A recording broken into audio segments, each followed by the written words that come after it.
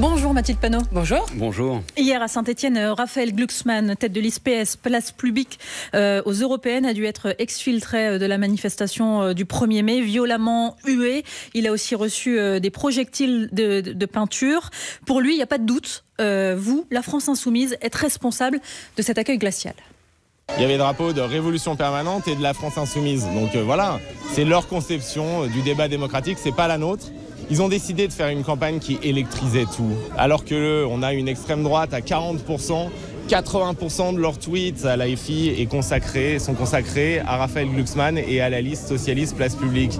Donc à un moment, ils ont choisi leur adversaire. Nous, notre adversaire, ça reste Jordan Bardella. Nous, notre adversaire, ça reste la montée de l'extrême droite. Qu'est-ce que vous lui répondez, Mathilde Panot ? Vous voyez la manœuvre politicienne. Il explique que l'extrême droite serait son adversaire tout en tapant sur la France Insoumise, ce qui, tout le monde le comprendra, ne va absolument pas.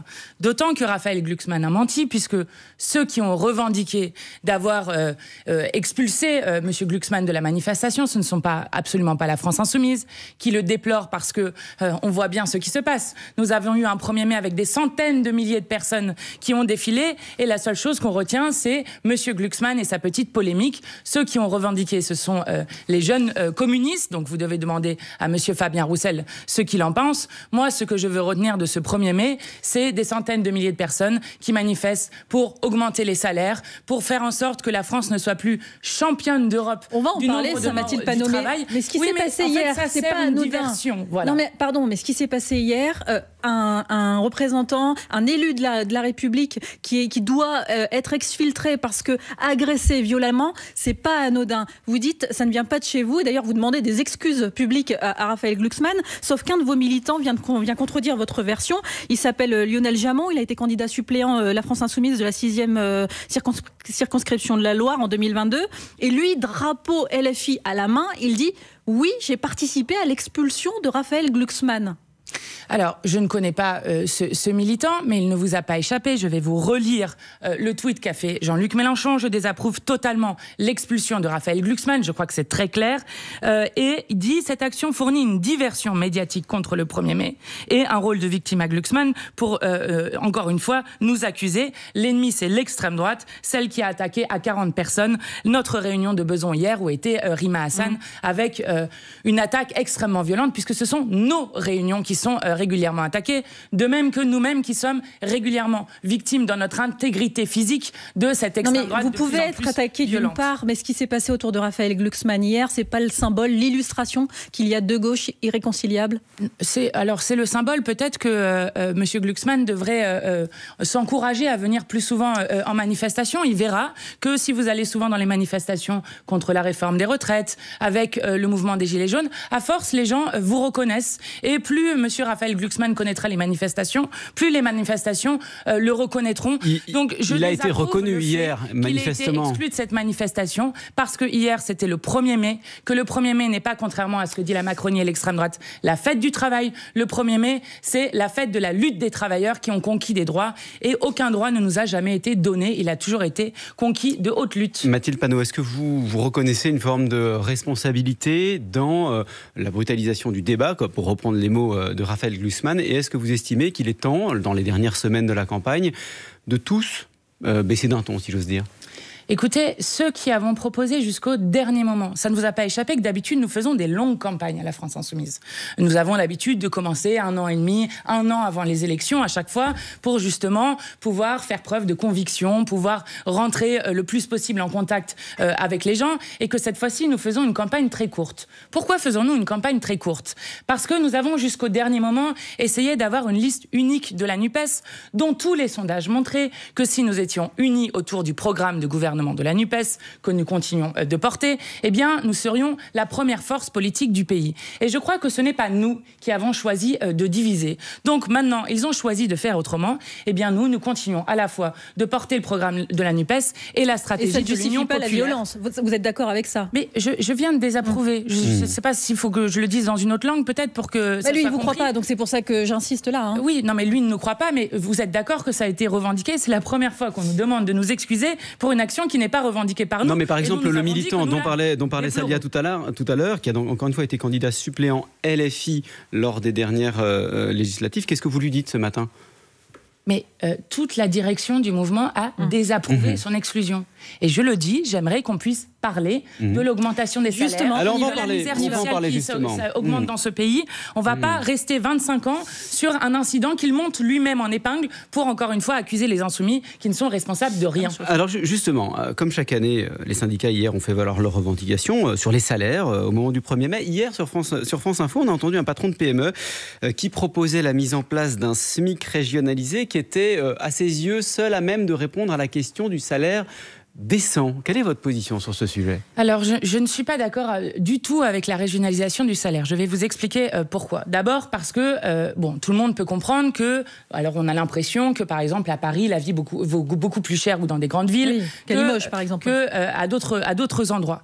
Mais qu'est-ce que ça va créer ? Ça va créer un dumping social dans notre propre pays. Et je rappelle que, par exemple, pour des gens qui vivent, par exemple, dans des zones plus rurales, ils ont des frais qui sont des frais, par exemple, des frais kilométriques, puisque le nombre d'écoles qui a fermé, d'hôpitaux, de services publics, les force à utiliser sans cesse la voiture, d'autant que vous avez vu, il y a un effondrement du rail et des transports. Et ça pourrait être pris en compte dans le salaire minimum en question ? Eh bien non, moi je suis pour augmenter le salaire minimum de tout le monde, pour ne pas baisser des droits à des endroits, pour ne pas créer nous-mêmes une forme de délocalisation dans notre propre pays, ce qui se passe d'ailleurs dans l'Union européenne, et donc augmenter le SMIC et partager les richesses. Vous avez vu le rapport d'Oxfam qui dit que les PDG des 440 gagnent 130 fois en moyenne ce que gagnent leurs salariés. Mais sur cette proposition précisément, parce que là, ça part d'une bonne intention. Ce patron disait par exemple, le logement coûte beaucoup plus cher, c'est le poste principal. Le logement coûte beaucoup plus cher dans certaines régions que dans d'autres. Mais oui, mais je crois que si nous le prenions de cette manière-là, vraiment, nous aurions un risque de dumping social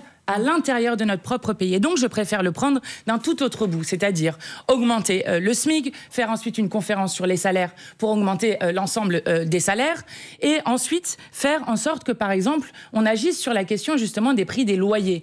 Et par exemple, réguler les loyers, ça existe. Ça a été fait dans d'autres villes. Faire en sorte que, par exemple... Il y a l'encadrement des loyers, oui. Oui, voilà. Mais ça existe déjà. On prend l'exemple de l'augmentation du SMIC. Exactement. Oui. Franchement, l'encadrement des loyers n'est pas fait sérieusement dans notre pays. Si on faisait l'encadrement des loyers sérieusement dans notre pays, alors on n'aurait pas des millions de gens qui dépensent un tiers, voire plus d'un tiers de leurs revenus dans du logement. On n'aurait pas la France qui, en 2017, quand Emmanuel Macron a été élu pour la première fois président, seulement on avait... Alors aujourd'hui, on a 330 000. À l'époque, on avait... beaucoup moins de gens qui étaient personnes sans abri et sans logement. Donc on a une augmentation qui est extrêmement forte et qui est notamment due au fait qu'on ne veut pas réguler la question du logement. Sur la faisabilité d'augmenter le SMIC, très rapidement, vous connaissez la difficulté des entreprises. On parlait de PME tout à l'heure. Une augmentation de 100 € pour un salarié, c'est plusieurs centaines d'euros qui doivent être payés par l'entreprise. Et elle n'y arrive pas pour la plupart. Eh bien, comment on fait pour ces entreprises qui ne peuvent pas suivre le mouvement que vous voulez mettre en place ? Alors vous avez tout à fait raison. C'est pour ça que nous proposons d'avoir une caisse de solidarité inter-entreprise où justement les grandes entreprises peuvent aider les petites entreprises, qui permet justement d'aider les PME et TPE à faire en sorte de pouvoir supporter l'augmentation du prix du travail. Et je vais vous dire pourquoi est-ce que c'est intéressant pour eux. Aujourd'hui, vous avez beaucoup de petites et moyennes entreprises qui souffrent des prix de l'énergie, qui souffrent de l'augmentation des prix en général et du refus du gouvernement de lutter sérieusement contre l'inflation. Mais ils souffrent d'une autre chose. Ils souffrent du fait, et ça a été très bien dit dans un rapport cet automne, d'un niveau de déconsommation populaire qui est très inquiétant dans le pays. Or, qu'est-ce qui fait l'économie du pays ? C'est justement le carnet de commandes. Et quand on redonne de la respiration aux gens, notamment quand on leur réaugmente les salaires, eh bien c'est ce qui permet derrière aux gens de pouvoir consommer et de pouvoir faire vivre ces petites et moyennes entreprises. Mathilde Panot, on va vous retrouver juste après le fil info, il est 8h42. Mathilde Romagnan. Conséquence des violents orages dans la moitié nord de la France. Hier soir, une femme de 57 ans est morte dans l'Aisne après une coulée de boue sur la commune de Courmel. Le département était en vigilance orange hier soir. C'était une promesse d'Emmanuel Macron. Les syndicats agricoles sont reçus aujourd'hui à l'Elysée. Une réunion de travail, selon les termes de la présidence, pour échanger sur les perspectives du secteur et acter la fin de la crise agricole de cet hiver. Anthony Blinken appelle le Hamas à dire oui à une trêve dans la bande de Gaza et maintenant. Le groupe islamiste n'a toujours pas donné de réponse à la proposition de 40 jours de cessez-le-feu. Le chef de la diplomatie américaine appelle aussi Israël à ne pas mener d'offensive sur Rafah. Les Parisiens se sont inclinés hier soir 1-0 chez le Borussia Dortmund en demi-finale allée de la Ligue des Champions de football. Match retour la semaine prochaine au Parc des Princes. Et puis ce soir en Ligue Europa, cette fois l'OM reçoit l'Atalanta Bergame. Demi-finale aller, coup d'envoi à 21h. France Info. Le 8-30 France Info, Jérôme Chapuis, Salia Braclia. Et la présidente du groupe LFI à l'Assemblée nationale, Mathilde Panot, vous n'avez pas encore raconté à la radio ou à la télé votre audition par la police avant-hier. Ça s'est très bien passé, assure Rima Hassan, qui était convoquée comme vous. Vous dites la même chose ? Alors oui, techniquement ça s'est bien passé, mais je trouve que cette audition a été très inquiétante sur plusieurs points. La première chose, c'est que j'ai eu confirmation dans cette audition que ma convocation pour apologie du terrorisme venait d'une plainte qui avait été déposée le 11 octobre. Si réellement je faisais une apologie du terrorisme, croyez-vous vraiment qu'ils auraient attendu 15 jours, 1 mois, 2 mois ? Non, 7 mois pour me convoquer. Ce n'est pas sérieux. Et de même, quand vous regardez les questions... Vous pensez qu'ils ont attendu qu'on soit en pleine campagne pour les européennes ? Bien sûr, je les accuse de faire une manœuvre politicienne. Je les accuse, qui sont-ils ? Eh bien, notamment le pouvoir, puisque vous savez que les convocations... Pourquoi ces convocations arrivent-elles ? Elles viennent d'une circulaire qui a été faite au magistrat du parquet le 10 octobre 2023 par Éric Dupond-Moretti, le garde des Sceaux, qui a appelé, même dans le cadre de débats politiques, à poursuivre systématiquement pour apologie du terrorisme. Or, je le dis quand même, la France a déjà été condamnée en 2022 sur la manière dont elle poursuivait l'apologie du terrorisme avec la rapporteure de l'ONU qui s'inquiétait sur les atteintes à la liberté d'expression. Et je vous fais un appel à ce qu'a écrit le président de la Commission nationale consultative des droits de l'homme le 3 avril 2024, qui a écrit au garde des Sceaux pour lui demander de changer sa circulaire et en disant que ce n'était pas aux autorités judiciaires de rentrer dans des débats politiques. Donc ce calendrier, Mathilde Panot, c'est quelques mois d'attente jusqu'à votre convocation. Et elle constitue une preuve, selon vous, d'une intervention du garde des Sceaux ?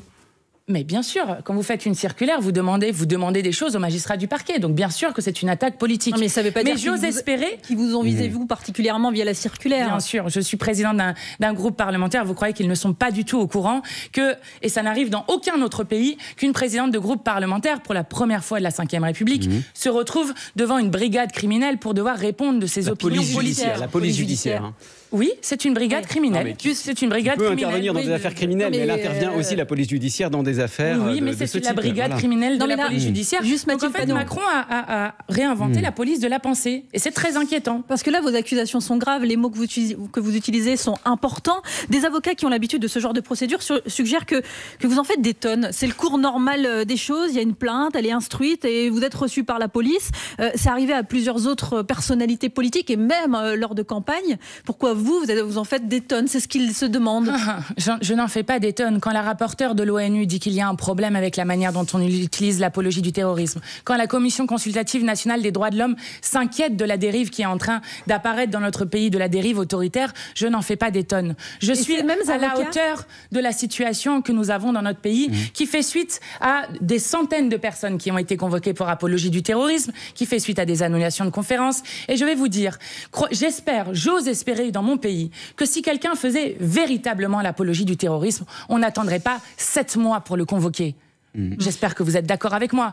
Donc bien sûr qu'il y a une manœuvre et une instrumentalisation de la police et de la justice en vue d'un résultat électoral. Je le déplore parce que c'est très grave la dérive qu'ils sont en train de faire prendre au pays des Lumières. Le fait de demander à vos soutiens, à vos militants de se réunir devant les locaux de la police judiciaire le jour J, c'est pas une manière de faire une pression sur la justice, de mélanger les pouvoirs, de remettre en cause la séparation des pouvoirs. Vous qui êtes député de la République. Ceux qui attaquent la séparation du pouvoir, c'est justement ce gouvernement, notamment avec la circulaire qui a été faite.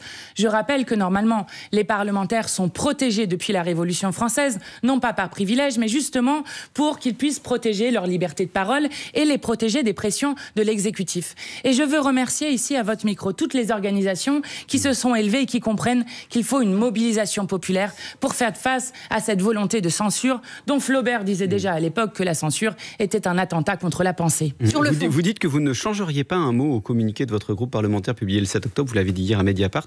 Ça signifie que vous considérez toujours que le 7 octobre était une offensive armée de forces palestiniennes quand d'autres parlent d'attentats terroristes? Alors, nous avons à d'autres moments dit que nous n'avions aucun problème pour parler d'actes terroristes. Sur lequel nous ne voulons pas aller, c'est le débat qu'essaye de placer l'extrême droite, notamment sur le choc des civilisations, un combat entre le bien et le mal, dans lequel le droit international n'aurait plus cours. Mais là, c'est pas la question. Mais je vais vous dire, il y a deux choses qui m'ont étonnée aussi dans l'audition que j'ai eue mardi, la convocation. La première, c'est que lorsque j'ai demandé, au vu de la gravité des faits qui me sont reprochés, quels mots ou quelles phrases m'étaient reprochés dans le communiqué de presse, on m'a dit l'ensemble du communiqué de presse de mon groupe parlementaire qui m'était reproché. Donc, appeler au cessez-le-feu, dire il faut une désescalade, dire nous déplorons les morts israéliens et palestiniens, serait une apologie du terrorisme dont tout le monde comprend que c'est ridicule et qu'ils n'ont même pas pris la peine de cibler certaines des choses. Deuxième chose, sur la question précise que vous me posez. Du tout début du communiqué. Alors, cela veut dire, si cela s'appelle de l'apologie du terrorisme, qu'il faudrait ensuite convoquer l'ONU, l'AFP, vos collègues de l'AFP, qu'il faudra ensuite convoquer Amnesty International pour apologie du terrorisme. Ce n'est pas sérieux. Ce n'est pas sérieux. Et je dois dire, nous devons protéger la vie politique de ce pays d'une judiciarisation qui est très grave. Et je vais vous dire, il y a un sentiment de deux poids, deux mesures dans le peuple français sur des gens qui font de l'apologie du génocide. Eh bien, moi, je vais vous dire, je ne suis pas d'accord pour qu'on les judiciarise. Moi, ce que je veux, c'est qu'on batte les gens par les urnes, qu'il y ait des débats d'idées qui puissent être faits. Et puis ensuite, de qui parlez-vous sur l'apologie du génocide? Meilleur Habib, excusez-moi, fait une apologie du génocide. Député des Français de l'étranger. Oui. Moi, je suis pour les débats démocratiques. Quand vous parlez du génocide, vous parlez de Gaza, de ce qui se passe à Gaza, pour que tout soit clair. Oui. Quand vous avez quelqu'un qui vous dit ça va continuer, qui se montre sans cesse à côté de M. Netanyahou, qui fait des violations du droit international tellement sévères que la Cour internationale de justice parle de risque de génocide, oui, par exemple, on pourrait se poser la question, pourquoi est-ce nous, les Voix pour la paix, qui sommes systématiquement poursuivis, au point qu'un responsable syndical a été condamné à 1 an de prison avec sursis en dehors de la convocation sur la Palestine. En dehors des convocations, Mathilde Panot, il y a un autre reproche qui vous est fait, notamment avec la mobilisation étudiante que vous soutenez largement, avec des élus qui se déplacent, des élus de la France Insoumise qui se déplacent sur les campus. Ce qui fait dire donc à certains que vous instrumentalisez cette mobilisation de la jeunesse, voire vous la suscitez pour en tirer un profit électoral dans cette campagne. Alors déjà, je pense qu'il va falloir choisir son angle. Soit c'est mauvais pour nous d'axer sur la Palestine, soit c'est électoraliste. Mais il faut choisir entre les deux. On ne peut pas avoir les deux en même temps. Nous sommes conséquents. Nous parlons d'un génocide en cours contre le peuple palestinien. Et donc, ce n'est pas une échéance électorale qui nous fera taire. Et ce qui se passe dans les universités, de Columbia à Sciences Po, à Tolbiac, et dans beaucoup d'autres à la Sorbonne, eh bien, c'est le même mouvement anti-guerre qui s'est passé lors de la guerre du Vietnam. Et j'ose espérer que tout le monde comprend que les étudiants avaient raison à l'époque de s'indigner, de se soulever contre la guerre au Vietnam, comme ils ont raison aujourd'hui de dire que pour l'égale dignité des êtres humains, pour notre humanité commune, nous ne pouvons pas laisser se passer ce qui se passe actuellement par le gouvernement d'extrême droite de Netanyahou. Et donc les blocages. Oui, et des blocages. D'ailleurs, vous avez vu que Mme Valérie Pécresse était elle aussi en train de bloquer l'ENA en 1991. Donc je trouve absolument scandaleux qu'elle-même propose d'enlever les subventions à Sciences Po. Ce n'est pas possible. Ce n'est pas parce qu'on est en désaccord avec des étudiants qu'on enlève des subventions. Mathilde Panot, vous restez avec nous. On va vous retrouver juste après le fil info 8h51. Mathilde Romagnan. Emmanuel Macron reçoit aujourd'hui les syndicats agricoles, une réunion de travail qui se veut être un point final à la crise agricole de cet hiver, selon l'Élysée. La mobilisation des agriculteurs a donné lieu à une 60aine d'engagements de la part de l'exécutif. Plusieurs préavis de grève déposés en vue des Jeux Olympiques de Paris, celui des cheminots d'Île-de-France pour le 21 mai prochain, en vue de négociations pour les primes. Et les éboueurs de la capitale, eux, menacent de cesser le travail au mois de mai et pendant toute la période des Jeux. Pour la 5e année consécutive, la France est championne d'Europe de l'attractivité économique, selon un baromètre annuel du cabinet EY. Les entreprises étrangères préfèrent la France pour s'implanter. Le Royaume-Uni et l'Allemagne complètent le podium. L'ANSES veut créer une étiquette pour le bien-être animal sur le modèle du Nutri-Score. Selon l'Agence nationale de sécurité sanitaire, cela permettra de savoir comment ont été traités les animaux qui se retrouvent dans notre assiette, avec des indications sur les conditions d'élevage ou encore d'abattage. France Info. Le 8-30 France Info, Jérôme Chapuis, Salia Braclia. Et la présidente du groupe LFI à l'Assemblée, Mathilde Panot, le rappeur iranien Tomasz Saleh a été condamné à mort en Iran pour son soutien au mouvement Femmes, Vie, Liberté. Des artistes, des intellectuels interpellent Emmanuel Macron pour que la France agisse au plus vite. C'est une tribune qui était publiée avant-hier. Cette tribune, vous pourriez la signer ? Évidemment, et nous étions présents au rassemblement dimanche pour ce rappeur. Comme nous marrainons, nous sommes plusieurs élus à parrainer et à marrainer des condamnés à mort. Je rappelle que le régime iranien a exécuté l'année dernière 834 personnes, soit une augmentation de 172% par rapport à 2020, et que bien souvent, ce sont des manifestants qui demandent juste la liberté, la démocratie, notamment suite au meurtre de Mahsa Amini. Donc oui, bien sûr que je signerai cette tribune, bien sûr que j'appelle là aussi à faire une pression internationale maximum pour arrêter les exécutions. Y compris avec des manifestations, par exemple. Oui. Ah bien sûr, oui. Mais bien sûr, il faut absolument arrêter. Moi, vous savez, je suis pour l'abolition de la peine de mort universelle. Donc je ne suis absolument pas d'accord avec le fait que ce rappeur qui combat juste pour la liberté et la démocratie soit aujourd'hui condamné à mort. Et qu'est-ce que peut faire la France ? Alors beaucoup de choses. Vous savez que moi j'ai manifesté à de nombreuses reprises, notamment contre les exécutions, sur ces jeunes qui sont dans les couloirs de la mort. Et il se trouve que parfois, avec des manifestations, quand il y a une attention internationale sur des condamnés à mort, cela fait reculer le régime iranien. Nous avons réussi parfois à faire reculer sur des condamnations à mort et donc à sauver des personnes. Et donc plus que jamais, même lorsqu'on vous explique que ça ne sert à rien, il faut se mobiliser, parce que c'est aussi comme ça que la pression internationale joue et fait en sorte qu'on arrête des condamnations à mort comme on arrête des génocides. Mathilde Panot, nombreux sont ceux à vous critiquer, vous l'avez dit, parce que vous focalisez votre campagne des européennes sur la cause palestinienne et pas sur le pouvoir d'achat, par exemple, ou la défense des travailleurs, sauf pour le 1er mai hier. Et pendant ce temps-là, il y en a un qui caracole en tête des sondages, il s'appelle Jordan Bardella, et il veut rassembler les Français qui ont le cœur à gauche. C'est ce qu'il a dit hier en meeting à Perpignan. Vous n'êtes pas en train de perdre cet électorat-là ? Alors déjà, je disais tout à l'heure, nous sommes conséquents, il y a un génocide en cours, nous ne nous tairons pas et nous continuerons de le dénoncer. Mais ça ne vous a pas échappé non plus que nous sommes la seule liste à avoir un programme complet. Alors je sais qu'il paraît bizarre maintenant de concourir à une élection avec un programme, mais nous avons un programme complet qui comprend justement des mesures sur comment est-ce qu'on harmonise socialement l'Europe, comment est-ce qu'on arrête et qu'on fait un moratoire sur les traités de libre-échange qui laissent les agriculteurs livrer à une concurrence déloyale. Non, c'est pas vrai. Si vous écoutez nos meetings, vous verrez que dans tous nos meetings, par exemple à Grenoble, où il y avait plus de 1000 personnes, Manon Aubry parlait de la désindustrialisation et justement des conséquences de la politique macroniste sur cette question et de la nécessaire réindustrialisation et relocalisation de l'économie française. Mais le sens de la question de Salia, c'était qu'aujourd'hui, beaucoup de gens, quand ils entendent LFI, ils entendent Gaza, Palestine et pas pouvoir d'achat. Non, je crois qu'ils devraient se le dire justement en écoutant Jordan Bardella et Valérie Hayé, les macronistes, puisque ce sont eux qui votent main dans la main contre tous nos amendements et toutes nos propositions de loi pour augmenter les salaires et le SMIC. Ce sont eux qui votent ensemble contre le rétablissement de l'impôt de solidarité sur la fortune. Ce sont eux qui ont voté ensemble pour augmenter les loyers dont on parlait tout à l'heure de 3,5% sur plusieurs années. Donc je crois qu'au contraire, ceux qui s'allient pour refuser tout partage des richesses, eh bien à chaque fois c'est le Rassemblement national et la Macronie main dans la main.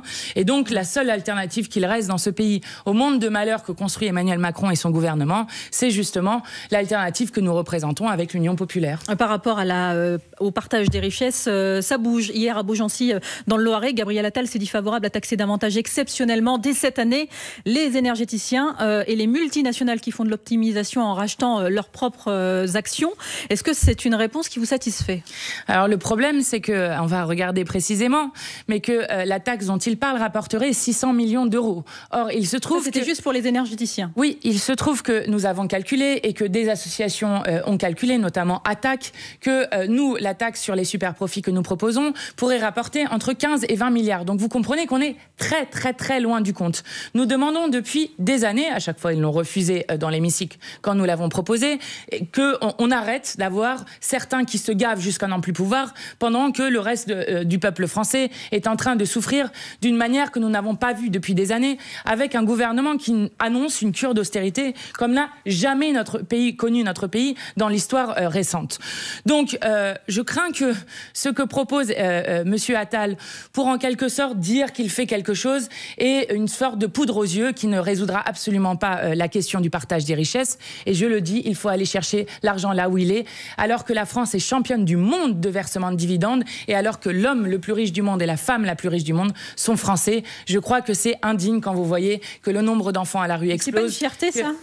Mais pas du tout. Parce que je vais vous dire, ce qui est une fierté, c'est justement si la France était championne du monde sur le nombre de médicaments à produire, sur le nombre de médecins qui seraient qualifiés, qui pourraient aller aider dans le monde entier, sur le partage des richesses qui fait que, par exemple, il y ait 0 personne qui dorme à la rue, sur une éducation de qualité. Voilà ce qui serait, je crois, une fierté pour la France. Mais elle continue d'attirer beaucoup, comme on l'a vu dans un baromètre qui a été publié hier. Il y a un encore numéro 1 pour l'attractivité des grandes entreprises. Mais vous savez, ça, c'est une bonne nouvelle ou pas ? Mais vous savez, même avec des changements de règles, la France attirerait, et je ne crois pas qu'aucune des multinationales se priverait d'un marché de 60 millions de consommateurs parce qu'il y aurait des nouvelles règles. Donc je le dis, et y compris, je rappelle que le tissu économique français, c'est surtout des TPE et des PME, et ce sont eux qu'on doit aider, qui payent beaucoup plus d'impôts que les multinationales. Mathilde Panot, présidente du groupe LFI à l'Assemblée nationale, vous étiez l'invitée du 8h30 France Info.